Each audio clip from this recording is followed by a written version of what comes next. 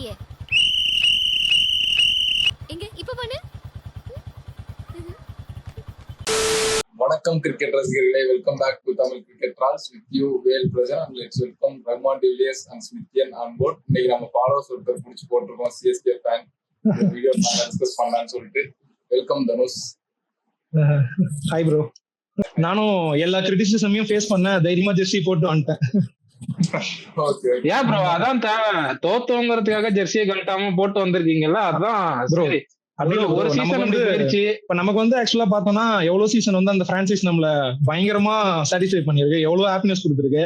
ஒரு season sometimes it's happen தான். So இதுக்காகலாம் வந்து நம்ம டீம் நம்ம விட்டு கொடுத்துட முடியாதுல்ல. சிஎஸ்கே ஆக்சுவலா இந்த வாட்டி நடந்த பெரிய டிஸ்அட்வான்டேஜ் என்னன்னா, எப்பவுமே ஒரு மாதிரி அன்ரேட்டடான பிளேயர்ஸ் எல்லாம் எடுப்பாங்க சிஎஸ்கே, கொஞ்சம் ஃபார்ம் அவுட் ஆன பிளேயர்ஸ் எல்லாம். அது வந்து ஒரு மாதிரி பயங்கரமா ஒரு மேஜிக் கிளிக் ஆகி அந்த சேப்பாக்குள்ள நமக்கு பயங்கரமா அசிஸ்ட் பண்றோம்.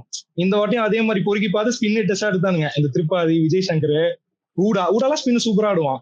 அவன் நேரம் என்னமோ இந்த வருஷம் அது ஒழுங்கா ஒர்க் அவுட் ஆகல. உண்மையா சொல்ல போனா இப்ப சென்னை வந்து பழைய டீம் வந்து எப்படி இருக்குன்னா, இப்ப ஆர்சிபி இருக்கு பாருங்க, தோக்குற மாதிரி போய் ஜெயிச்சிருவாங்க எல்லா மேட்சுமே. யாராச்சும் ஒருத்தவங்க சொதப்புவாங்க, ஆனா யாருன்னா ஒருத்தவங்க சரி பண்றாங்க. இந்த வாட்டி ஒரு மாதிரி ரிவர்ஸ் ஜீன்ஸ் ஆயிடுச்சான்னு என்னன்னு தெரியல. நாங்க பெங்களூர் மாதிரி ஆயிட்டோம், நீங்க சென்னை மாதிரி ஆயிட்டீங்க. இல்ல வேல் ப்ரோ வந்து ஆக்சுவலி சொல்லிருப்பாரு, நம்ம இது நீங்க ஃபாலோ பண்ணிருந்தீங்கன்னா தெரியும். மக்கள் எல்லாருக்கும் பாக்குறவங்களுக்கு தெரியும். என்ன சொல்லியிருந்தாருன்னா, சென்னை எப்பவுமே வந்து அந்த மாதிரி ஒரு விஷயத்துல வந்து ஜில்லாடியா இருந்திருக்காங்க. இந்த வருஷமும் அதே மாதிரி ஒரு மேஜிக் நடக்கும். எப்படி வந்து பிளேயர்ஸை யூட்டிலைஸ் பண்ணுங்கிறது எங்க டீமுக்கு தெரியும். நீங்க வேணா பாருங்க ப்ரோ, சென்னைக்கு வந்தாலே வேற ரகமா ஆடுவாங்க, நீங்க வேணா பாருங்க ப்ரோ அப்படின்னாரு. நல்லா பாத்துட்டோம் வேல் ப்ரோ. தெரிஞ்சு இன்னைக்கு ஊடாவை கொண்டு வந்ததெல்லாம் செம்ம டென்ஷன் ஆயிடுச்சு எனக்கு. எதுக்கு ஊடாவை எடுத்துட்டு வந்தானே தெரியல.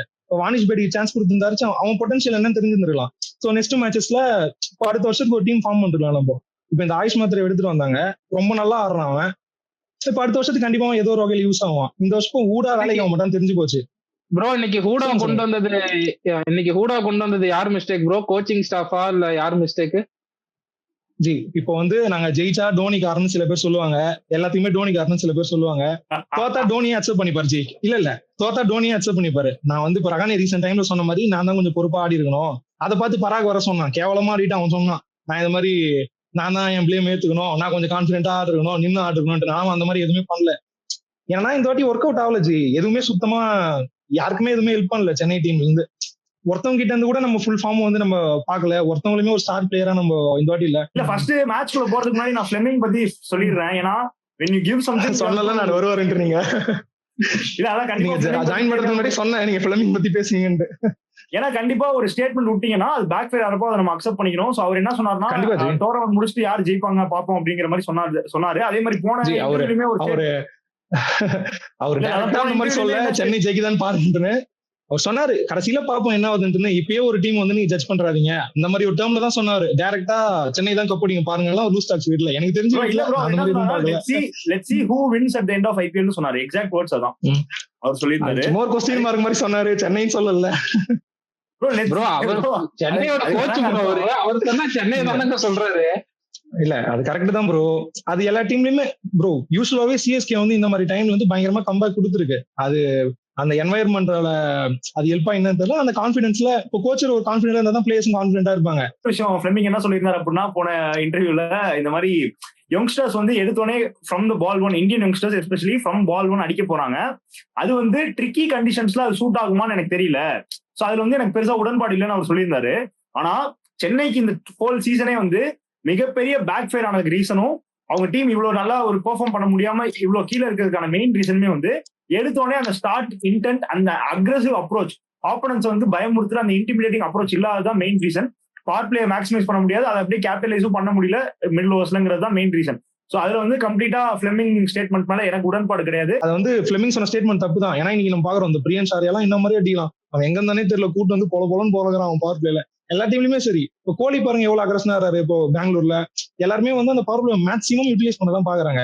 சென்னை வந்து அந்த விஷயத்துல கண்டிப்பா தோத்துட்டாங்க. நல்லா ஆடாத சன்ரைசர்ஸ் கூட 2 பேர் சமைக்கிட்டே இருக்காங்க பவர் பிளேல. சொல்ற மாதிரிதான் வந்துட்டு கேம் எவால்வ் ஆக வந்து நம்மளோட கேமோட அப்ரோச்சே எவால்வ் பண்ணணும். அந்த ட்ரிக்கை தான் சென்னை இந்த டைம் மிஸ் பண்ணிட்டாங்க. இன்னும் அந்த ஓல்டு ஃபார்மேட்டே ஃபாலோ பண்ணாங்க. சோ நம்ம இன்னைக்கு வந்து மேட்சுக்குள்ள போயிடலாம். ஆம் கரனுக்குன்னு ஒரு 5 ஃபேன்ஸ் இருந்தாங்க. உங்களுக்கு நான் மறுபடியும் அதான் சொல்றேன். நான் பேஜ் ப்ரிவியூ நீங்க வீடியோ பாத்துருந்தீங்கன்னா, மக்களே இங்க பாக்குறவங்க எல்லாருக்கும் நான் சொல்றேன், நம்ம சென்னை ப்ரிவியூன்னு ஒன்று போட்டிருப்போம் யூடியூப்ல, மறக்காம அந்த வீடியோ போய் பாருங்க. அதுல எக்ஸாக்டா ஒரு 5 பேர் மட்டும் சாம் கரனுக்கு சப்போர்ட் பண்ணி நம்மள்ட்ட வந்து போட்டு கிழிச்சிருப்பாங்க. சாம் கரன் வந்து துபாய் லீக்ல வந்து அடி பொழக்கிறாரு, நீனா என்னடா தின்ற சோத்து தின்றேன்னு கெட்ட வார்த்தையில என்ன திட்டி சாம் கரன் தான் நாங்க தான் நம்ம தான் சொல்லியிருந்தாங்க. அவங்க எல்லாருக்குமே வந்து இந்த டோர்னமெண்ட் நான் ஒரு ட்ரிபியூட்டா வைக்கிறேன். ஃபர்ஸ்ட் வந்து நம்ம சென்னை பேட்டிங் பத்தி பாத்துருவோம். ஷேக் ரஷீத் இன்னைக்கு வந்து டக் அவுட் ஆயிட்டாரு. ஷமி அந்த ஒரு பால் கொஞ்சம் நல்லாவே போட்டாரு, டெரிஃபிக்கா கரெக்டான சீம்ல அடிச்சாரு, கரெக்டா விக்கெட் கிடைச்சது. ஆயுஷ் மாத்திரையும் சாம் கரனும் கொஞ்சம் இன்டென்ட் காட்டுற மாதிரி இருந்துச்சு. ஆனா சாம் கரனோட ஸ்கோர் கார்டுல அது ரிஃப்ளெக்ட் ஆகல. அடிச்சாரு, ஆனா கடைசியா எடுத்து பாத்தீங்கன்னா 10 பால் 9 ரன்ஸ் தான் இருக்கு. ஆனா ஆயுஷ் மாத்திரை வந்து பயங்கரமா ஆனாரு, ஒரு 19 balls 30. அதுக்கப்புறம் ஜடேஜா வந்து கொஞ்சம் இன்டென்ட் காட்டுற மாதிரி இருந்துச்சு. தமிழ் கமெண்ட்ரியில வந்துட்டு ஜடேஜா இன்டென்ட் காட்டுறாரு, ஜடேஜா அடிக்கிறாரு, வந்ததுல இருந்து வீச பாக்குறாரு, அப்படி இப்படி போட்டு உருட்டுனாங்க. ஆனா நம்ம ஸ்கோர் கார்டு எடுத்து பார்த்தோம்னா 17 பால் 21 தான் இருக்கு கடைசியில. அதே மாதிரி பிரிவிஸ் இன்னைக்கு சொல்லி ஆகணும், செம்ம inclusion, one for the future. என்னை பொறுத்தவரையும் சென்னைக்கு இந்த மேட்ச்ல ஒரு டேக் அவேனா அது வந்து பிரிவிஸ் அண்ட் ஆயுஷ் மாத்திரை 2 பேர் தான். பிரிவிஸ் வந்து ஒரு எக்ஸ்ட்ராடினரி இன்னிங்ஸ் ஆனாரு. அந்த கேட்ச் பத்தி நம்ம அப்புறம் பேசுவோம். டூபே அதேதான், இன்னைக்கும் பெருசா கிளிக் ஆகல. தீபக் கூடவா ஏன் கொண்டு வந்தாங்கன்னு தெரியல, பருத்தி முட்டை குடோன்லயே இருந்திருக்கலாங்கிற மாதிரி தான் இருந்துச்சு. அதுக்கப்புறம் மீதி எல்லாம் வந்து சம்பிரதாயம் தான். 10 ஓவர் வரையும் ப்ரோ நல்லா ஆடி இருந்தாங்க, 10-11 ஓவரும் நல்லா. அதுக்கப்புறம் அந்த பிரிவிஸோட விக்கெட் விட்டதுல இருந்து டோட்டல் மொமெண்டம் அங்கே காலி ஆயிருச்சு. டீம் புஷ்னு போய் ஒரு 154க்கு ஆல் அவுட் ஆயிட்டாங்க. ஹூடா திட்டுறீங்க, தோனி எதுவுமே சொல்ல மாட்டீங்க. என்னது ப்ரோ? தோனி பேட்டிங் நீங்க பேசுங்க. ஓகே, ஃபர்ஸ்ட் நம்ம சிஎஸ்கே ஃபேன் ப்ரோட்ட கேட்றோம். ப்ரோ நீங்க உங்க தாட் சொல்லிருங்க, அடுத்து அப்படியே நான் பேசுறேன். அதான் இன்னைக்கு நம்ம பேட்டிங் பார்த்தோம்னா ஆக்சுவலா சிஎஸ்கே நிறைய சேஞ்ச் பண்றன்ற பேர்ல பண்ணாங்க. அது ஓரளவு ஓகே தான். எனக்கு தெரிஞ்சு அதுல எது தேவையில்லாத வேலைன்றது வந்து சாம் கரன் ஒன்று இறக்குனது. லாஸ்ட் மேட்ச் வந்து ஜடேஜாவை இறக்குனப்போ அடிச்சிருந்தா பரவாயில்ல, இந்த மேட்ச் ஜடேஜாவை இறக்குனப்போ ஒரு ஆங்கரிங் ரோல் ப்ளே பண்ணியிருந்தாலே போதும். ஏன்னா அவருக்கு நான் ஸ்ட்ரைக்ல இருக்க போறது வரப்போறது 3 ஹிட்ரு, பிரவிஸ், டூபே, ஆயுஷ் மாத்திரை ஆடிட்டு இருந்தாரு. ஸோ அந்த நேரத்துல ஜடேஜா வந்து இன்னைக்கு எனக்கு தெரிஞ்சு இன்னைக்கு ஜடேஜா பவர் ஹிட்டிங் போயிருக்க தேவையில்ல. அவர் அடிச்சதெல்லாம் கரெக்ட் தான். அவர் கொஞ்சம் விக்கெட் விடாம அசிஸ்ட் பண்ணியிருந்தாலே இன்னைக்கு ஆல் அவுட் ஆயிருக்கவே மாட்டாங்க. ஏன்னா நல்ல ஃப்ளோல இருந்தான் டியோல் பிரேஸ். அவனுக்கு செம்ம கேட்ச். ஆக்சுவலா அந்த கேட்ச்னால தான் இந்த மேட்சே வந்து அந்த 155ல முடிஞ்சது. அந்த கேட்ச் எல்லாம் நாங்க 200 கூட நீங்க தொட்டிருப்போம். நீங்க எல்லாம் ஓகே தான் ஜி. ஊடாவுக்கு வந்து சான்ஸ் கொடுத்துருக்க வேண்டிய அவசியம் கிடையாது. ஏன்னா ஃபிளமிங்மே ரீசெண்ட் டைம்ல என்ன சொன்னாங்க, டோனி என்ன சொன்னாங்கன்னா, நாங்க வந்து புது காம்பினேஷன் ட்ரை பண்ண போறோம், யங்ஸ்டர்ஸ்க்கு சான்ஸ் தர போறோம், நெக்ஸ்ட் இயருக்கு வந்து எங்களுக்கு அட்லீஸ்ட் யூஸ் ஆகும். இந்த வருஷத்துல இருந்து நாங்க டோர்னமெண்ட் விட்டு வெளியே போனாலுமே அதுல இருந்து சில பிளேயர்ஸ் கிடைச்சா நாங்க அடுத்த வருஷத்துக்கு பேக்கப் பண்ணி போனாங்க. இப்ப இத்தனை மேட்ச் உட்கார வச்ச ஊடாவை இந்த மேட்ச் எடுத்துட்டு வர வேண்டிய அவசியமே கிடையாது. எனக்கு அந்த ஒரு விஷயம் வந்து பயங்கர டிசப்பாயின்மெண்ட். அப்புறம் டோனி அவுட் ஆனது வந்து அது ரொம்ப வேர்ஸ்டான ஷாட். நான் பயங்கர டோனி ஃபேன் தான், அதை நம்ம அக்செப்ட் பண்ணி தான் ஆகணும். நான் வந்து டோனி 2 சிக்ஸ் அடிச்சாலே போதும், ஒரு சிக்ஸ் அடிச்சாலே போதும், எனக்கு சாட்டிஸ்ஃபை எல்லாம் சொல்றது கிடையாது. எனக்கு என் டீம் ஜெயிக்கணும், அவ்வளவுதான். அது எங்க தலை அந்த டீம்ல இருக்காரு, அந்த பிரான்சைஸ்க்கு நாங்க என்னைக்குமே சப்போர்ட் பண்ணுவோம். வன்ஷ்பேடி டெஃபினட்டா ஆடணும்னு நம்ம ஸ்டார்டிங்ல இருந்து சொல்லிட்டு இருக்கோம். ஒரு சேஞ்ச் தான் நீங்க பண்றீங்கிறப்போ வன்ஷ்பேடி மாதிரி ஒரு யங்ஸ்டர் வந்து நீங்க டெஃபினட்டா இன்வெஸ்ட் பண்ணி கொண்டு வந்து நீங்க ஆடி இருக்கலாங்கிறது என்னோட தாட். ஏன்னா ஹூடா, விஜய் சங்கர் 2 பேருமே பெருசா வீக் ஆன மாதிரி தெரியல இந்த சீசன். ஸோ கண்டிப்பா நீங்க ஒரு யங்ஸ்டர் ட்ரை பண்ணிருக்கலாம். அங்க வந்து ஹூடா இன்னைக்கு ஃபெயில் ஆனது கண்டிப்பா ஒரு பேக் ஃபயர் ஆயிருச்சு சென்னைக்கு. அதே மாதிரி சாம் கரன் பத்தி பேசுறப்போ நம்ம ஸ்டார்டிங்ல இருந்தே பெருசா சாம் கரனை ரேட் பண்ணல. இந்த டோர்னமெண்ட்ல வந்து கண்டிப்பா ஒரு லூப் போலா இருக்கும் அப்படின்னு நம்ம சொல்லியிருந்தோம். எஸ், பெருசா ஹார்ஷா இருக்க வேணாம், பட் ஹானஸ்டா சொல்லணும்னா நம்ம அதான் சொல்லியிருந்தோம் ப்ரிவியூல. அதே மாதிரி Sam Curran did not perform well this season. அவர் மறுபடியும் கொண்டு வந்து ட்ரை பண்ணாங்க, அதுவுமே கிளிக் ஆகல. ஸோ டெஃபினட்டா கிளிக் ஆகாதப்போ நம்ம கண்டிப்பா கிரிட்டிசைஸ் பண்ணி தான் ஆகும். So they have to accept it. Chennai batting ஓரளவுக்கு இன்னைக்கு பார்க்க நல்லா இருந்துச்சு, நீட்டா இருந்துச்சு. That is the right word. ஏன்னா பேட்டிங் பாக்குறப்பே வந்து நமக்கு சம்டைம்ஸ் இந்த சீசன் த்ரூ அவுட்டா வந்து கொஞ்சம் அன்பிளசண்டா ரொம்ப ஸ்லோவா இருக்கிற மாதிரி நமக்கு தோணுச்சு. பட் அந்த ஃபீல் வந்து இன்னைக்கு கொடுக்கல. அதுக்கு ரீசன் வந்து மாத்ரே அண்ட் பிரவிஸோட இன்னிங்ஸ் தான். ஸோ அது வரைக்குமே வந்து ஐ வாஸ் ரியலி ஹாப்பி, நல்லா போயிட்டு இருந்துச்சு கேம். அதுக்கப்புறம் இன்னைக்கு எங்க கோட் அவுட் ஆகுனா டெஃபினட்டா லோயர் மிடில் ஆர்டர்ல தான்.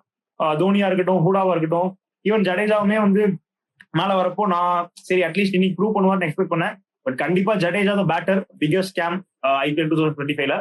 என்னை பொறுத்தவரையும் மாத்ரே நல்லா ஆடினாரு, பிளஸ் பிரீவிஸ் நல்லா ஆடினாரு. ஜடேஜா வந்து இன்னைக்கு ரஹ்மான் சொன்ன மாதிரி உள்ள வந்துட்டு இன்டென்ட்லாம் இருந்தது, எப்படி சுத்தினாரு, ஆனா எதுவும் மாட்டல. அதான் அதுலயே ஒரு லைஃப் கிளியர் பண்ணவே முடியல அவரால. அது ஒண்ணு. பிளஸ் இன்னைக்கு பிளேயிங் என்னை பொறுத்தவரையும் ஓகே தான். ஹூடா வந்து தேவையில்ல, மற்றபடி எல்லாமே ஓகே தான். சாம் கரன் கொண்டு வந்து கூட ஓகே தான். ஏன்னா பேட்டிங் சுமாரா ஆடுறாரு. பவுலிங் பொறுத்தவரையும் ஒரு பெரிய லெட்டவும் தான் இன்னைக்கு நம்ம அது பவுலிங்ல டிஸ்கஸ் பண்ணலாம் ஆக்சுவலா. ஸோ மற்றபடி பேட்டிங் ஓகே தான். அதுவும் ரிலீஸ் இருக்கும்போது பாத்தீங்கன்னா 11 ஓவர்ஸ்க்கு 110 கிட்ட அடிச்சிட்டாங்க. பேலன்ஸ் 9 ஓவர்ஸ்ல உங்களால 40 ரன்ஸ் தான் அடிக்க முடியும். அப்ப எந்த அளவுக்கு நீங்க மிடில் ஆர்டர் வச்சிருக்கீங்கன்னு பாருங்க. ஐ மீன் ஃபினிஷர்ஸ் எந்த அளவுக்கு இருக்காங்கன்னு பாருங்க. இன்னைக்கு தோனி வந்து ஹர்ஷல் பட்டேல் வந்து எப்படி ஸ்லோ ரன் தான் போடுவாருன்னு தெரியும். அதை போயிட்டு சிங்கிள் ஆட போய் அவுட் ஆகிற மாதிரி ஒரு ஸ்டார்ட் அது இருக்கு. ஒரு விஷயம் என்னன்னா, நான் கூட ஹூடாவை உள்ள கொண்டு வந்தோம்னா சரி எப்படியும் வந்து இம்பாக்ட் பிளேயரா கம்போஜ் தான் வர போறாரு, மேபி ஒரு ஆஃப் ஸ்பின் ஆப்ஷனுக்காக ஹூடாவை கொண்டு வராங்களோ அப்படின்ட்டு எல்லாம் யோசிச்சுட்டு இருந்தேன். பட் இன்னைக்கு பவுலிங்கும் கொடுக்கலங்கும் போது அது ஒரு தேவையே இல்லாத ஒரு ஆணியா தான் போயிருச்சு. இந்த செலக்ஷன் பத்தி எனக்கு ஒன்றும் புரியல. ஸோ இது வந்து சிஎஸ்கே ஃபேன்ஸுக்கே வெளிச்சம். எனக்கு தெரியல இது யார் செலக்ஷன் என்ன ஏதுன்ட்டு. ஆனா வந்து பேக் ஃபயர் ஆயிருச்சு. அதான் இன்னொன்னு என்னன்னா, நீ தமிழ் கமெண்ட்ரி பாத்துருந்தீன்னு ஏன் எல்லாம் வந்து கம்போஜ் அடிக்க போய் அவுட் ஆனப்பையும் சரி, 100 அடிக்க போய் அவுட் ஆன ஆப்போசிட்ல தீபக் கூட மாதிரி ஒரு பேட்டர் இருக்கும் போது நீங்க எதுக்கு அடிக்க போய் அவுட் ஆகுறீங்க? அடிக்க போய் எனக்கு புரியவே இல்லை. தீபக் கூட அடிக்க மாட்டாருங்கிறதால தான் இவங்க அடிக்கிறாங்களே. அவர் அடிச்சிருந்தாருன்னா எனக்கு இவங்க ஏன் அடிக்க போறாங்கிற மாதிரிதான் ஃபீலிங் வந்துச்சு. ஸோ அந்த ஹோல் வந்துட்டு கடைசியா ரொம்பவே இது பண்ணிட்டாங்க. நல்ல ஸ்டார்ட் கிடைச்சது, மிடில் ஓவர்ஸ் நல்லா பீக் ஆனாங்க கரெக்டான டைம்ல. ஆனா கடைசியில வந்து ரொம்பவே பாட்டில் பண்ணிட்டாங்க. ஸோ நம்ம வந்து அது அப்படியே எஸ்ஆர்ஹெச்சோட பவுலிங்க்கு வந்துருவோம். எஸ்ஆர்ஹெச்சோட பவுலிங் வந்தீங்கன்னா ஷமி கொஞ்சம் டீசெண்டா ஸ்டார்ட் பண்ணாரு. ஆனா வந்து முடிக்கும் பொழுது அவ்வளவு எஃபெக்டிவா இல்லையோ, அந்த ஒரு விக்கெட் எடுத்தாரு சரி, அதுக்கப்புறம் அவ்வளவு எஃபெக்டிவா இல்லையோ அப்படின்ட்டு தோணுச்சு. பேட் கமின்ஸ் இன்னைக்கு நல்லா போட்டாரு, 4 over 21 runs 2 wickets. அதுக்கப்புறம் ஜெயதேவ் உனட்கட் கடைசியா வந்து விக்கெட்ஸ் எடுத்தாரு, அவரும் கொஞ்சம் டீசெண்டா போட்டிருக்காரு. ஹர்ஷல் பட்டேல் தான் இன்னைக்கு பிக் என்ன பொறுத்தவரையும் சூப்பரா யூஸ் பண்ணாரு. சென்னை பிச்சுக்கு வந்து அவர் தான் ஆப்டான பவுலரு. ஒரு ஆக்ஷன்ல கூட ஹர்ஷல் பட்டேலுக்கு வந்து அவ்வளவு ஹார்ஷா போவாங்க சென்னை. அது ஏன்னா வந்துட்டு இதான் ரீசன். அந்த ஒரு பிச்சுக்கு வந்து இவர மாதிரி பவுலர் தான் கரெக்ட். அதுவும் பெரிய பவுண்டரிஸ் வரங்கிறதால இன்னைக்கு அவருக்கு ஆப்டா இருந்துச்சு. 4 விக்கெட் தூக்கி பாக்கெட்ல போட்டு போனாரு. ஜீசான் அன்சாரி ஓகே, யங்ஸ்டரு டீசெண்டா போட்டாரு. கமிந்து மெண்டிஸ் நல்லா போட்டாரு, கடைசியா கொஞ்சம் அடிச்சிட்டாங்க. மற்றபடி வந்து அவருமே டீசெண்டா தான் போட்டாரு. ஓவராலா வந்து குட் பவுலிங் பெர்ஃபார்மன்ஸ். இடையில கொஞ்சம் ரன்ஸ் லீக் பண்ணாலும் கடைசியா பயங்கரமா இழுத்து பிடிச்சி கொண்டு வந்துட்டாங்க. நல்ல ஸ்கோருக்கு வந்து நிறுத்திட்டாங்க. இல்ல எஸ்ஆர்ஹெச் பத்தி பேசுறப்போ ப்ரோ, அவங்க பவுலிங்கோட மேஜர் ஸ்ட்ரென்த் இன்னைக்கு என்ன அப்படின்னா ஒரு யூனிட்டா பெர்ஃபார்ம் பண்ணாங்க. எஸ்பெஷலி அவங்க ஸ்ட்ரென்த்தை பேக் பண்ணாங்க. அந்த டீம் செலக்ஷனே வந்து பவுலிங்ல மெயினா இன்னொரு ஸ்பின்னரை வந்து கொண்டு வரணும்னு நினைக்காம அவங்களோட ஸ்லோயர் பால் போடக்கூடிய பேசஸை பிலீவ் பண்ணாங்க. இந்த பிட்ச்ல கண்டிப்பா நல்லா பண்ண முடியும். உனத்கட்டா இருக்கட்டும், ஹர்ஷல் பட்டேலா இருக்கட்டும், பேட் கமின்ஸாலையும் ஆஃப் தி டேக் நல்லா ஸ்லோயர் ஒன்ஸ் போட முடியும். ஸோ இவங்க எல்லாருமே வந்து இந்த பிச்சுக்கு வெல் சூட்டட் பவுலர்ஸ். ஸோ அந்த ஸ்ட்ரென்த்தை டெஃபினட்டா பேக் பண்ணாங்க இன்னைக்கு. அதுதான் அவங்களுக்கு பே பண்ணிருக்கு. டெஃபினட்டா வந்து ஐ மீன் ரீபே பண்ணிருக்கு. டெஃபினட்டா இன்னைக்கு complete good bowling performance. Captain கமின்ஸா இருக்கட்டும், உனத்கட்டா இருக்கட்டும், ஹர்ஷல் பட்டேலா இருக்கட்டும், everybody contributed the part. So அதனாலதான் வந்து இந்த மாதிரி ஒரு டார்கெட்ல ரெஸ்ட்ரிக்ட் பண்ண முடிஞ்சு. at SRH for coming back in a nice way. SRH pacers வந்து நல்லாவே பண்ணாங்க. ஸ்பின்னர்ஸ்ல வந்து இன்னைக்கு சீசான் அன்சாரிக்கு வந்து ஒரு ஆஃப் டே தான் எனக்கு தெரிஞ்சு பெருசா அவ்வளோ பெர்ஃபார்மன்ஸ் பண்ண முடியல. கமிண்டு மெண்டிஸ் நல்லா பண்ணாரு. ஆக்சுவலா அந்த விக்கெட் எடுக்கிற வரையும் ரீவிஸ் அவர் அடிக்கிற வரையுமே ஒரு ஓவர் வந்து நல்லா தான் இருந்தது. 2 ஓவருக்கு 12 ரன் தான் கன்சிட் பண்ணி ஒரு விக்கெட் வேற எடுத்திருந்தாரு. ரீவிஸ் அந்த ஒரு ஓவர்ல 3 6 அடிச்சிருவாருன்னு நினைக்கிறேன். அங்கதான் கொஞ்சம் டர்ன் அவுட் ஆயிடுச்சு.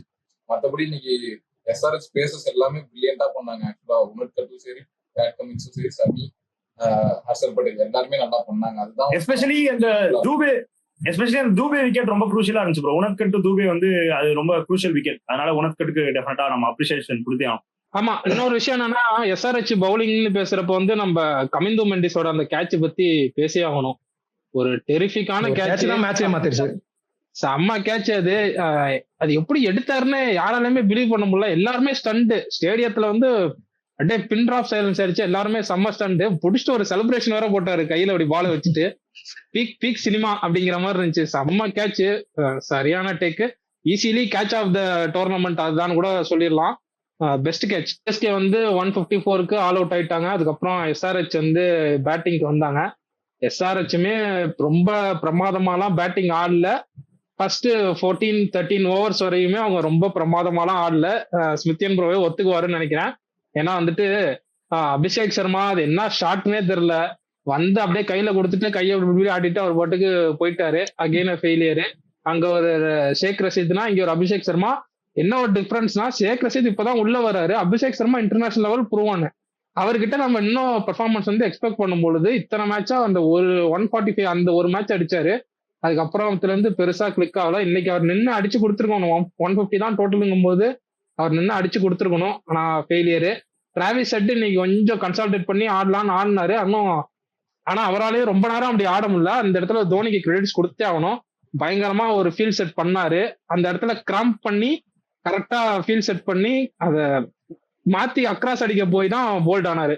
ஸோ வந்து அந்த இடத்துல தோனி கிரெடிட்ஸ் கொடுத்தே ஆகணும். ஏகேவுக்கும் கிரெடிட்ஸ் கொடுத்தாகணும். அன்சுல் கம்போஜுக்கு செம்ம டெலிவரி, சரியான ஒரு போல்டு, அப்படியே சும்மா தட்டிட்டு போச்சு. Just clipping.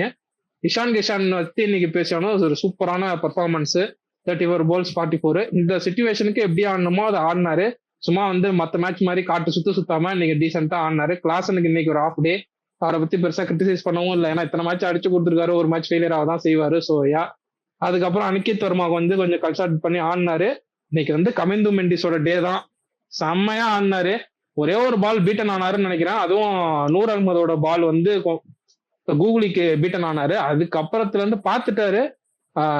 சும்மா சொல்றாங்க ஸ்ரீலங்கன் பிராட்மேன், அப்படியே ஸ்வீப் எல்லாம் சூப்பரா ஆடினாரு. இந்த பிச்சுக்கு என்ன தேவையோ இந்த மாதிரி பிளேயர்ஸ் தான் எஸ்ஆர்ஹெச்சுக்கும் தேவை. அந்த மிடில்ல வந்து நிறுத்தி ஆடி கொடுக்க வேண்டிய பிளேயர்ஸ் தேவை. அது இன்னைக்கு ப்ரூவ் பண்ணிருக்காரு. நிதிஷ்குமார் ரெட்டி நல்ல நாக்கு தான். டெஃபினட்டா வந்து மல்டி டைமென்ஷனல் அதாவது டெஃபினட்டா மல்டி டைமென்ஷனல் பிளேயர்ஸ் இருக்கணும் ப்ரோ டீம்ல. அப்பதான் வந்து எல்லா சிச்சுவேஷனுக்கும் எல்லா கண்டிஷன்ஸ்க்கும் எல்லா ஸ்கோர்ஸுமே வந்து அகாமடேட் பண்ணி ஆட முடியும். எல்லா பிளேயர்ஸுமே ஒரே மாதிரி விளையாண்டாங்கன்னா டெஃபினட்டா டீமுக்கு வந்து ஒரு ப்ராப்ளம் தான். ஸோ அந்த வகையில பாக்குறப்போ டெஃபினட்டா இஷான் கிஷான் அந்த 35 balls இன்னைக்கு ஆடி கொடுத்தது, ரன் வருதோ இல்லையோ அந்த 35 ball அவர் ஆடினது மிகப்பெரிய ஒரு குரூஷியல் ஃபேக்டர். ஏன்னா அங்க வந்து அவர் விக்கெட் லூஸ் பண்ணியிருந்தாருன்னா வந்து டப்புன்னு எல்லாருமே விக்கெட் லூஸ் பண்ணிட்டு போயிருப்பாங்க. ஒரு ஐடியா சாப்டர் எடுத்து மூடிருப்பாங்க. ஆனா அங்க ஒரு 35 balls ஆடினது டெஃபினட்டா இன்னைக்கு எஸ்ஆர்ஹெச் ஹெல்ப் பண்ணுச்சு. அதனாலதான் வந்து டீப்பா பேட்டிங் வந்து அப்படியே இழுத்துட்டு போச்சு. ஸோ அனிகேட் வர்மாவோட 19 balls 19 வந்து என்ன பொறுத்த வரைக்கும் அந்த ஸ்டேஜ்ல வந்து ரைட்டான இன்னிங்ஸ் தான். ஏன்னா டார்கெட் வந்து ஒரு 156 தான் இருக்குங்கிறப்போ டெஃபினட்டா அந்த மாதிரி ஒரு இன்னிங்ஸ் இஸ் ஃபைன் தான். கமிந்து மெண்டிஸா இருக்கட்டும், அனிகேட் வர்மாவா இருக்கட்டும், இஷான் கிஷானா இருக்கட்டும், 3 பேருமே வந்து அந்த ஐடியல் சிச்சுவேஷனுக்கு என்ன தேவையோ அந்த பாட்டை பண்ணாங்க. ஸோ அதுதான் வந்து major reason for victory. Really happy with the end. ஸ்டார்டிங்ல வந்து டெஃபினட்டா டிசப்பாயின்மெண்ட் தான் எஸ்ஆர்ஹெச் பேட்டிங் பொறுத்த வரைக்கும். பட் கடைசியில வந்து அந்த எண்டுக்கு வந்து really happy. Nitish Kumar Reddy as a ஃபினிஷரா இன்னைக்கு வந்து ஆடி கொடுத்தாரு. It was really good to see. ஒரு பொசிஷன் ஸ்வாப் மாதிரி இருந்தது. Was really great. இல்ல அதான் லாஸ்ட் மேட்ச் ரஹ்மான் டிவிலியர்ஸ் சொல்லியிருப்பான். எனக்கு தெரிஞ்சு நிதிஷ்குமார் ரெட்டிக்கு மேல நம்ம கிளாஸ்ல ஏன் ட்ரை பண்ணக்கூடாது, கிளாஸ் ட்ரை பண்ணக்கூடாதுன்னு சொல்லியிருப்பான். கரெக்டா அதுக்கு அடுத்த மேட்சே அவங்க ட்ரை பண்ணிட்டாங்க. பட் இன்னைக்கு பெர்ஃபார்மன்ஸ் இல்லை கிளாஸ் தெரிஞ்சு. பட் இதுதான் ஒரு கரெக்ட் மூவ். எனக்கு தெரிஞ்சு இது ஏற்கனவே பண்ணிருக்கணும். ஏன்னா லாஸ்ட் சீசன்லயே கொஞ்சம் டெப்த்ல வந்து தான் நல்லா பெர்ஃபார்ம் பண்ணாரு. லோவர் ஆர்டர்ல வந்து தான் நிதிஷ்குமார் ரெட்டி நல்லா பெர்ஃபார்ம் பண்ணாரு. தேவையில்லாம ஒரு நம்பர் 4ல போட்டு இந்த சீசன் ஃபுல்லாவே ஃபெயிலியர் தான். இன்னைக்கு மட்டும்தான் நல்லா பெர்ஃபார்ம் பண்ணிருக்காரு. ஆக்சுவலா அபிஷேக் சர்மா இந்த மாதிரி ஸ்லோ ட்ராக்ல ஒன்னும் எதிர்பார்க்க முடியாது. பெருசா அந்த மாதிரி தான் ஆடுவாரு. நல்ல ஒரு பேட்டிங் ட்ராக் கொடுத்தாதான் ப்ரோ. எஸ்ஆர்ஹெச் பேட்டிங்கே இந்த மாதிரி ஒரு எஸ்ஆர்ஹெச் பேட்டிங்கே இந்த மாதிரி ஒரு பிச்சில் கேஸ் தான். எந்த பிச்சிலுமே இந்த வருஷம் கேஸ் தான். ஆனா இந்த மாதிரி ஒரு பிச்சில் கண்டிப்பா கேஸ் தான். இன்னைக்கு சென்னை பவுலர்ஸ் போட்டு பொட்டலம் பண்ணிடுவாங்க. கண்டிப்பா இன்னைக்கு சென்னை வின்னு தான் நான் மேட்சுக்கு முன்னாடி நினைச்சேன். ஆனா இந்த டீம் சென்னை தோக்குறாங்கன்னா எனக்கு இதுக்கு மேல என்ன சொல்றேன்னு தெரியல. நிமிஷம் இன்னைக்கு இன்னொரு விஷயம் என்னன்னா, டியூ வந்து பயங்கரமா ஹெல்ப் பண்ணுச்சு எஸ்ஆர்ஹெச் பொறுத்த வரையும். நீங்க மேட்ச் பாத்தீங்கன்னா தெரிஞ்சிருக்கும். செம்ம டியூ. சென்னையில வந்துட்டு இந்த மாதிரி நான் பெருசா பார்த்தது இல்ல. நூர் அகமதே வந்து 2 no ball போட்டாரு. பத்திரானாவுக்குமே ஸ்லிப் ஆகி போச்சு. பத்திரானா டியூ இருந்தாலும் சரி, டியூ இல்லைனாலும் சரி ஒய்டு போட்டுட்டு தான் இருப்பாரு. அதை பத்தினா நான் எதுவும் பேசல. பட் ஸ்டில் டியூ வந்து இன்னைக்கு பயங்கர ஃபேக்டர் பிளே பண்ணுச்சு. அதுவும் ஒரு அட்வான்டேஜ். ஹர்ஷல் பட்டேலே ஒரு நோ பால் போட்டாரு ப்ரோ.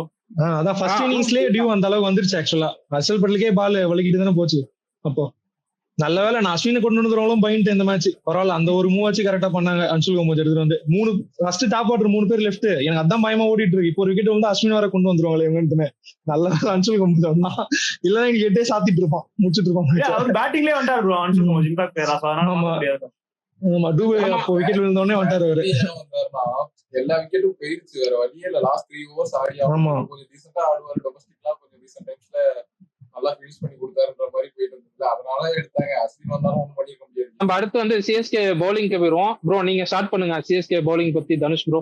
இன்னைக்கு சிஎஸ்கே பவுலிங் எல்லாம் நல்லா தான் ப்ரோ பண்ணாங்க. எனக்கு தெரிஞ்சு அந்த சாம் கர்னுக்கு மட்டும் அந்த ஓவர் கொடுக்கலன்னா அந்த மொமெண்டம் சிஎஸ்கே கிட்டே தான் இருந்திருக்கும். ஏன்னா இப்போ நம்ம 2 புது பேட்ஸ்மேன் ஆடுறாங்க, விக்கெட் வந்துருச்சு.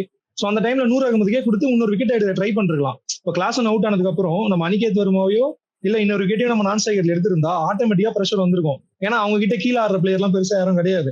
அவங்க டெய்லண்டர்ஸ் எல்லாம் ஒன்னும் நின்று அடிச்சு கொடுக்குற ஆள் கமின்ஸ் தவிர யாரும் கிடையாது. கமின்ஸுமே இந்த மாதிரி பிச்செல்லாம் நம்ம நம்ப முடியாது. ஒரு பிக் ஷாட்டுக்கு ட்ரை பண்ணாதான் முடிச்சிருவாங்க கமின்ஸுமே, அவ்வளவுதான். ஸோ அந்த டைம்ல சாம் கர்னுக்கு 2 ஓவர் கொடுக்காம பத்திரனாக்கே கூட ஒரு ஓவர் 10 ஓவருக்கு முன்னாடி ட்ரை பண்ணலாம். அவங்க ஏன் பத்திரனாக்கு எடுத்துட்டு போய் லாஸ்ட்ல கொடுக்குறாங்கன்னே தெரியல. அவன் வந்தாலே 2-3 வைடு போட்டு தான் ஓவரே ஆரம்பிக்கிறான். அந்த வைடு ஒரு 10 ஓவருக்கு முன்னாடியாச்சும் அவன் போட்டு போயிடலாம்.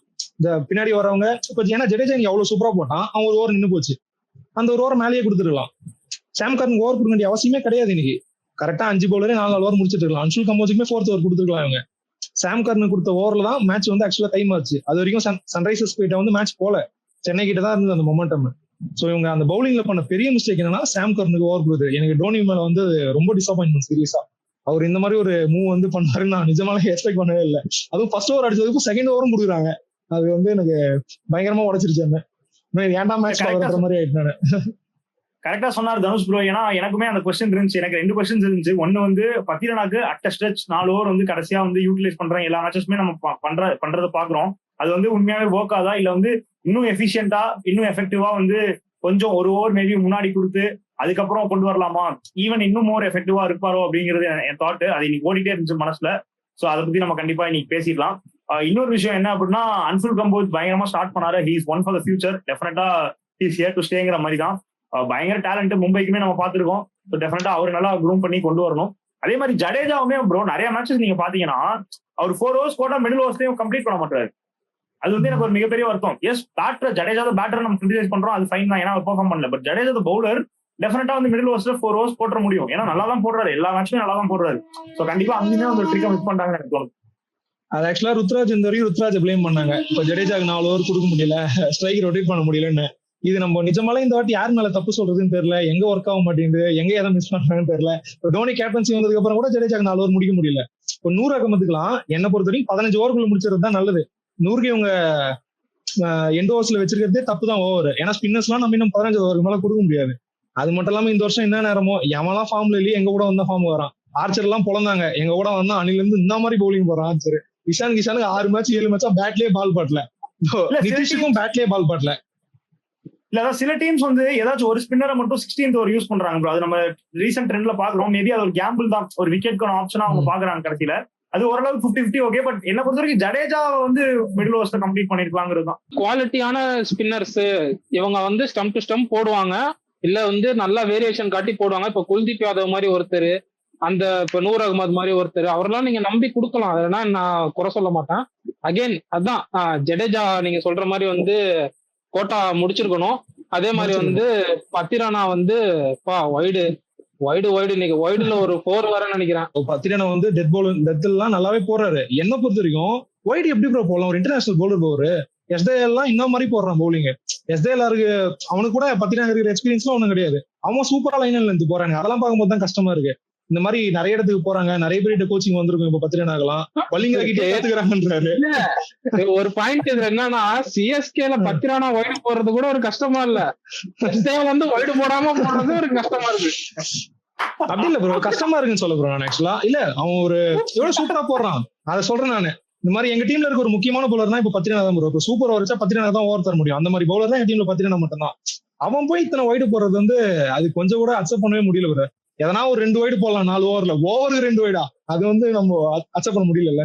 பாத்தீங்கன்னா பத்தி நம்ம ப்ரிவியூல பேசியிருந்தோம்.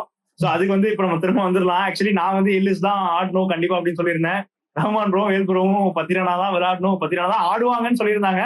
பட் ஓகே, இவ்வளவு மேட்ச் பத்தி பேசினாலே இப்படி குசியா இருக்கீங்க ஒரு நிமிஷம் அந்த பாயிண்ட்டுக்கு நான் ஆட் ஆன் பண்ணிக்கிறேன். நம்ம ப்ரிவியூல நம்ம சொன்னதுதான் எல்லாம் ஓகே கரெக்ட். அது கடைசியா நம்ம ஒரு பாயிண்ட் என்ன மென்ஷன் பண்ணி சொல்லிருப்போம்னா, சிஎஸ்கேவோட டெம்ப்ளேட்டே இதுதான், அவங்க பத்திரானா தான் ஆடுவாங்க. அன்லஸ் ஆர் அன்டில் பத்திரானாக்கு ஒரு இன்ஜுரினா தான் எல்லிஸை கொண்டு வருவாங்க. அது வரையும் அவர் எவ்வளவு ரன் போனாலும் சரி, என்ன ஆனாலும் சரி, அவரை தான் ஆடுவாங்க, கடைசி வரையும் பேக் பண்ணுவாங்கன்னு சொல்லியிருந்தோம். அதேதான் நடந்திருக்கு. நான் சொன்னதும் நடந்திருக்கு, பத்திரானா ஃபெயில் ஆவாரு நீங்க சொன்னதும் நடந்திருக்கு. சோ அது 50-50 தான். இல்ல ஆக்சுவலி எனக்கு ஒண்ணே ஒண்ணு தெரியணும் ரஹ்மான் ப்ரோ. ஆக்சுவலி நீங்க வந்து பர்சனலி சிஎஸ்கே தான் விட்டுருங்க, பர்சனலி உங்களுக்கு வந்து 2 பேர்ல choose one for this picture அப்படின்னா, இல்ல நார்மலா T20க்கு சென்னைக்கு அப்படின்னா நீங்க யார சொல்லுவீங்க? உங்க சாய்ஸ். நான் இன்னுமே பத்திரானா தான் ப்ரோ சொல்லுவேன். ஏன் வைடு எல்லாம் போட்டாரு, எல்லாம் ஓகே, ஐ அக்செப்ட். முன்னாடி சீசன்லாம் எடுத்து பாத்தீங்கன்னா அவர் இவ்வளவு வைடு எல்லாம் போட கிடையாது ப்ரோ. இந்த சீசன்ல பயங்கரமா வைடு போட்டிருக்காரு, அதெல்லாம் அக்செப்ட் பண்ணி தான் ஆகணும். அதனால வந்துட்டு ஒரு சீசன் வச்சு நான் ஃபுல்லா இது பண்ண மாட்டேன். பட் ஸ்டில் நான் வந்து பத்திரானாக்கு தான் போவேன். ஆஸ்திரேலியன் ஹேட்டர்லாம் நினைச்சுக்காதீங்க, நான் பிராங்கா சொல்றேன். இல்ல வேல் ப்ரோவுமே பத்திரானா தான் சொல்லியிருந்தாரு. சோ அங்கதான் நமக்கு ஒரு டிஃபரன்ஸ் ஆஃப் ஒப்பீனியன் வந்து எஸ் ஃபைன். நானுமே வந்து பத்திரானா மேல பெருசா ஹார்ஷாலாம் இருக்க மாட்டேன். ஏன்னா த்ரூ அவுட்டாவே நல்லா கான்ஸ்டன்டா போட்டிருக்காரு. போன வருஷமே நல்லா பண்ணிருக்காரு, டைம் அகைன் நல்லா பண்ணிருக்காரு. ஃபியூ மேட்சஸ் வச்சு நம்ம ரொம்ப ஹார்ஷா இருக்க முடியாது. பட் என்ன பொறுத்த வரைக்கும் இந்த மாதிரி பிச்சர்ஸ்ல நாதன் எல்லிஸோட அடிஷன் இன்னுமே வேல்யூபிளா இருக்குங்கிறது என்னோட தாட். சோ அது வந்து ஒர்க் ஆயிருக்கு நான் நம்புறேன். பிராவோக்கு ரீப்ளேஸ்மென்ட் மாதிரி பாத்துட்டாங்க இவங்க. பிராவோ போறானா அவன் ஜாலியா அவன் ஃப்ரீ ஆக்ஷன் ரொம்ப ஈஸியா இருக்கும் பிராவோக்கு போறதுக்கு. ஸ்லோவர் பால் அவன மாதிரி பத்திரனா போட முடியாது. அவன் வலிக்கிட்டு விடுற மாதிரியே போறான் ஒரு பாலுக்கும். அது பத்திரனா வந்து கண்டினியூஸா 4 ஓவர் கொடுக்கறது வந்து அது என்ன பொறுத்த வரைக்கும் கரெக்ட் இல்லைன்னு தான் தோணுது. அதே மாதிரி பத்திரனா வேளான்னு சொல்லல, எலிஸ் இருந்தா நல்லா சொல்றேன். இல்ல சென்னை பிச்ல பிரதர், சென்னை பிச்ல நமக்கு நீங்க சொன்னீங்கல்ல அவர் வந்து ஹர்ஷல் பட்டேல் மாதிரி இப்ப சென்னைக்கு போட்டிருந்தாருன்னா இன்னைக்கு பயங்கரமா நமக்கு யூஸ் பண்ணிருக்கலாம் எலிஸ் இருந்தா. சோ பத்திரனா இன்னைக்கு மேட்ச்ல அதுவும் முக்கியமா எலிஸ் இருந்திருந்தா எனக்கு பெட்டரா இருந்திருக்குமோன்னு எனக்கு ஃபீல் ஆச்சு. ஏன்னா நமக்கு தேவையானது விக்கெட் தான் ப்ரோ. நம்ம வந்து அவங்கள பால டாட் பண்ண வச்சுலாம் ஜெயிச்சிருக்க முடியாது. விக்கெட் ஒரு 2 கழட்டி இருந்தோன்னு வைங்க, அந்த 6வது விக்கெட் அந்த மாதிரி அப்பயே மேட்ச் என்ன வேணாலும் நடந்திருக்கலாம். அது இந்த மாதிரி ஒன் சைட் மேட்சா முடிஞ்சிருக்காது ஈஸியா. ஓகே, சோ இன்னைக்கு பிகஸ்ட் டேக்அவே என்ன பொறுத்த வரைக்கும் அப்படின்னா சென்னை ஜெயிக்குதோ எஸ்ஆர்எச் ஜெயிக்குதோ. இன்னைக்கு வந்து நான் பார்த்தது வந்து அஜித் சார ஸ்கிரீன்ல பார்த்தது வந்து ரொம்ப ஹாப்பி. மழை வந்தா மயிலாடும், தலை வந்தா தமிழ்நாடே ஆடுங்கிற மாதிரி அமரேந்திர பாகுபலி ஆகிய நான் அப்படி கை காட்டுறாரு, அப்படியே கொடுத்துறானுங்க ஸ்டேடியமே. உண்மையாவே ப்ரோ ஒரு மனுஷன் சொன்னாரு ப்ரோ, இந்த மனுஷெல்லாம் மாநாடு வச்சாருன்னா ராணுவமே வந்தாலும் ஒன்னும் பண்ண முடியாதுங்கிற மாதிரி. ப்ரோ ஸ்டேடியத்துக்கு வந்து அவ்வளவு கூட்டம் ப்ரோ. என் ஃப்ரெண்ட் அனுப்புறான், பாதி கூட்டமே இல்லையா. இவர் இருக்காருன்னு தெரிஞ்சோடனே படையும் அப்படியே கூட்டம் அப்படியே கொளுத்துறானுங்களா ஸ்டேடியத்தையே. வேற மாதிரி செம ஹாப்பி ப்ரோ இன்னைக்கு. சொல்லணும்னா வேலுக்கு தெரியும் நான் எவ்வளவு பெரிய ஏகே ஃபேன். ஒரு செகண்ட் வந்து அஜித் உள்ள வந்துட்டாருன்னா எனக்கே நான் வந்து எஸ்ஆர்எச் தான் இன்னைக்கு சப்போர்ட் பண்ணேன். அட்லீஸ்ட் அவருக்காகவாவது வந்து இன்னைக்கு சிஎஸ்கே ஜெயிச்சிருவதான் அப்படின்ட்டு எனக்கு ஒரு இதா ஆயிருச்சு. அந்த ஏகேவோட ஆறாவே அவராதான், மொத்த தமிழ்நாடே அவர்தான்ங்கிற மாதிரி இன்னைக்கு ஒரு கொட்டல் சம்பவம். இன்னைக்கு செம்ம ட்ரீட் டு வாட்ச். அதே மாதிரி எஸ்கே பார்த்தோம். நோ வேர்ட்ஸ், பயங்கரமா இருந்துச்சு அது. வித் தட் நோட் வந்து நம்ம கட் பண்ணி நம்ம அடுத்த செஷன் போயிருவோம். நம்மளோட moments of the match first வந்துட்டு இருங்க பாய் மொமெண்ட் ஆஃப் த மேட்ச். இதை யாருக்கு கொடுப்பீங்க? என்ன கேட்டா கமிந்து மெண்டிஸுக்கு தான் ப்ரோ. அவன் தான் ப்ரோ மேட்சை மாத்திட்டான். நான் கேட்ச் சரியான கேட்ச் இல்ல, அந்த கேட்ச்லனா இன்னைக்கு எங்கேயோ போயிருக்கோம் மேட்ச். ஆக்சுவலா பிரவிஸ் இருந்த கேட்சிக்கு வந்து செமையா பட்டுருச்சு பால். பிரவிஸ் வந்து எங்கேயோ கொண்டு போய் ஸ்கோரை விட போறாரு. அட்லீஸ்ட் ஒரு 170 180 டார்கெட். நான் 200 எல்லாம் சொல்ல மாட்டேன் ப்ரோ, சொன்ன மாதிரி 200 எல்லாம் ரொம்ப கஷ்டம். ஒரு 170 180 டார்கெட்டுக்கும் அந்த 150 டார்கெட்டுக்கும் டிஃபரன்ஸ் வந்து கமிந்து மெண்டிஸ் தான். அது வந்து கேட்சே இல்ல, அது வந்து கேட்சா கன்வெர்ட் பண்ணி குடிச்சிட்டாரு. ஸோ இருங்க பாய் மூமெண்ட் ஃபார் கமிந்து மெண்டிஸ் தான். அடுத்து வந்து நம்ம முடிச்சு விட்டீங்க போங்க moment of the match.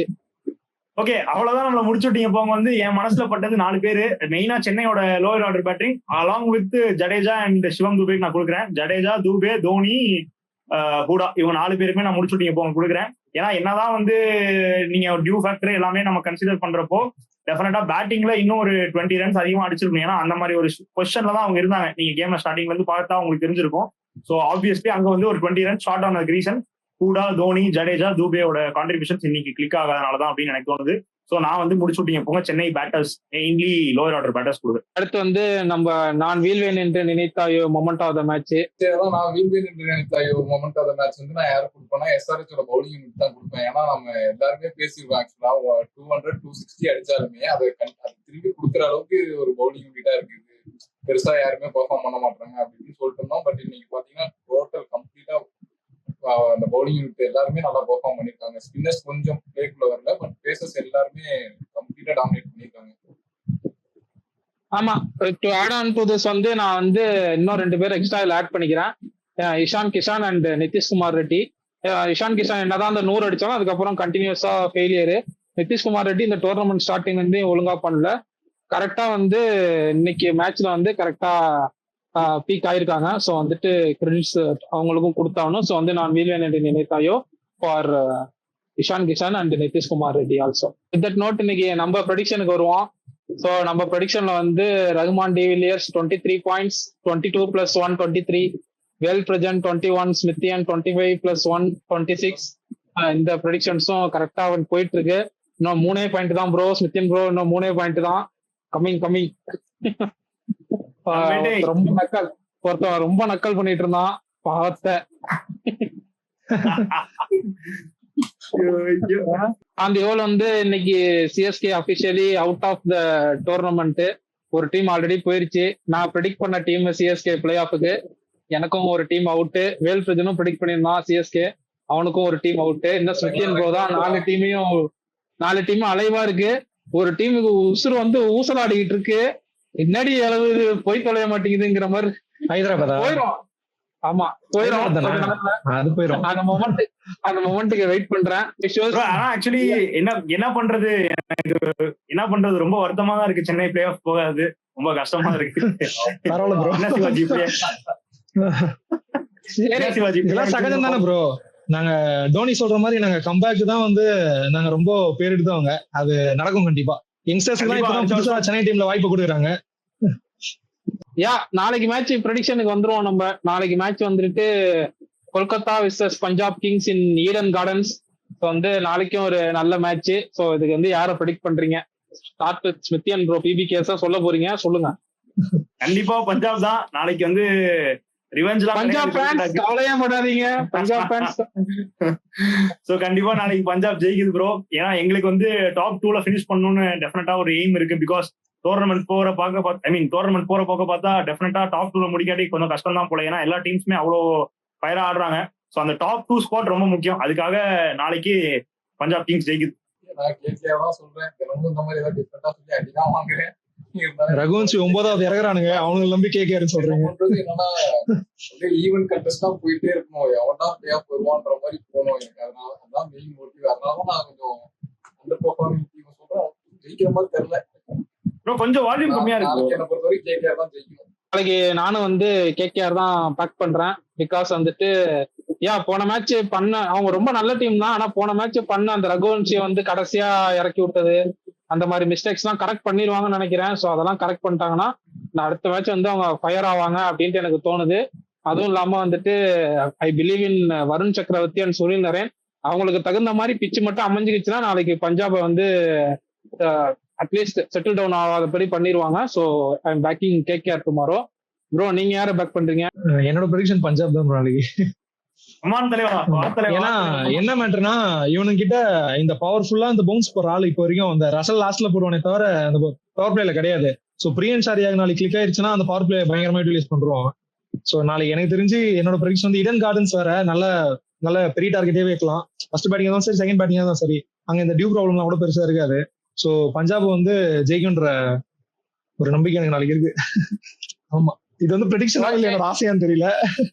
Actually guys நம்ம வந்து பேஜ்ல வந்து ஸ்டார்டிங்ல ஒரு போஸ்ட் போட்டிருந்தோம், சென்னை ஃபேன்ஸோட வந்து ஒரு ஹெல்த்தி சேலஞ்ச் அப்படின்னு நான் போட்டிருந்தேன். என்ன சேலஞ்ச் அப்படின்னா சென்னை வந்து பிளே ஆஃப் வர மாட்டாங்க அப்படின்னு சொல்லி நான் சொல்லியிருந்தேன். ஸோ அதே மாதிரி if you give something you have to get it back தான். கண்டிப்பா அவங்க பிளே ஆஃப் வந்திருந்தாங்கன்னா நீங்க கண்டிப்பா என்ன போட்டு அடிச்சிருப்பீங்க, அதை நான் அக்செப்ட் பண்ணிருப்பேன். ஸோ இன்னைக்கு டெஃபினட்டா நீங்க ரூல் அவுட்டுங்கிறப்போ நான் வந்து அந்த சேலஞ்ச் ஜெயிச்சிட்டேங்கிறத நீங்க அக்செப்ட் பண்ணிப்பீங்க ஹெல்த்தியா அப்படின்னு நான் நம்புறேன். Next season come back stronger. Okay okay, with that note ஜெயிச்சுட்டேன் நான் பேசுவேன், நீங்க கேட்கணும் அப்படின்னு அந்த மாதிரி தானே இருக்குது. ஓகே ப்ரோ, எது பேசுறதா இருந்தாலும் ஜெயிச்சுட்டு தானே பேசணும். நம்ம அடுத்த வருஷம் ஜெயிச்சுட்டு பேசிக்கலாம். ஆமா. with that note we come to an conclusion for today's video. So வந்து உங்களோட பாயிண்ட்ஸ் என்னன்னு கமெண்ட்ல போடுங்க. நாளைக்கு மேட்ச்சுக்கு நீங்க யாரை ப்ரெடிக்ட் பண்றீங்கன்னு கமெண்ட்ல போடுங்க. இன்னைக்கு வந்து நம்ம கூட தனுஷ் ப்ரோ ஜாயின் பண்ணிருக்காரு. ரொம்ப தேங்க்ஸ் ப்ரோ. நம்ம பேஜ்ல டிஎம் பண்ணி உங்களை தூக்கி இங்க உள்ள போட்டிருக்கோம். இதே மாதிரி வந்து கோயிங் ஃபார்வர்டு வந்து சில டீம்ஸோட பிரான்ச்சைசியோட ஃபேன்ஸ் வந்து போட்டு நம்ம வீடியோ கொலாப் பண்ணலாம். ஸோ வந்து தேங்க்யூ தனுஷ் ப்ரோ, உங்களை வச்சு இந்த இனிஷியேஷன் ஆரம்பிச்சிருக்கோம். ஸோ வந்து நம்ம நாளைக்கு மேட்சோட ரிவ்யூல பார்ப்போம். Until then bye from Rahman Indians, Vel பிரஜன்ஸ், Nithyan and Dhanush bro. Bro நிறைய சிஎஸ்கே ஃபேன்ஸ் நமக்கு ஆக்சுவலி மெசேஜ் பண்ணியிருந்தாங்க.